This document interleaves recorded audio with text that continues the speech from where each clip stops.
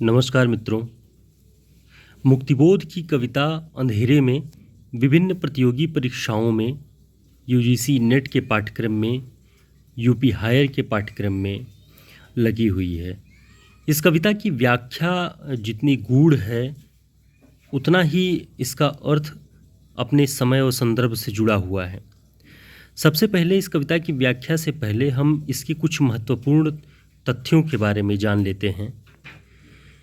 इस कविता का प्रकाशन कल्पना पत्रिका के नवंबर 1964 ईस्वी के अंक में आशंका के द्वीप अंधेरे में नाम से हुआ। सन 1964 ईस्वी में मुक्तिबोध का काव्य संग्रह चांद का मुंह टेढ़ा है प्रकाशित हुआ। मुक्तिबोध के ही कहने पर इस संग्रह में इस कविता का नाम बदलकर अंधेरे में रखा गया।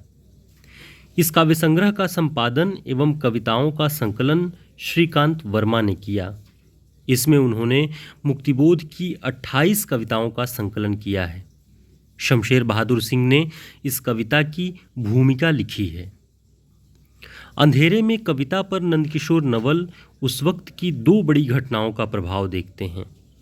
पहली घटना का स्रोत शमशेर बहादुर सिंह द्वारा लिखी भूमिका है, जिसमें वे लिखते हैं कि नागपुर के एम्प्रेस मिल के मजदूरों की हड़ताल में शासन का भयंकर अत्याचार और उसका प्रभाव मुक्तिबोध पर पड़ा, क्योंकि वे एक पत्रकार की हैसियत से इस घटना के प्रत्यक्षदर्शी थे।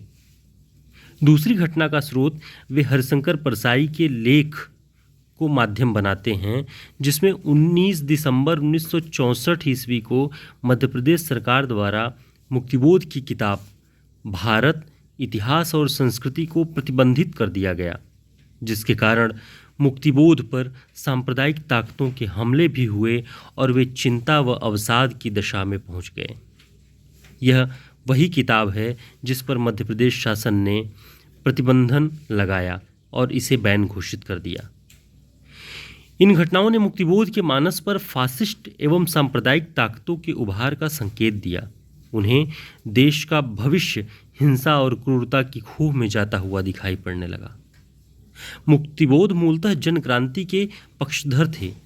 वे परिश्रमशील जनता यानी मजदूर वर्ग और कामगार वर्ग की क्रांति में उनकी एकता में भरोसा रखते थे, किंतु जनविरोधी शक्तियों के उभार ने उन्हें चिंतित कर रखा था।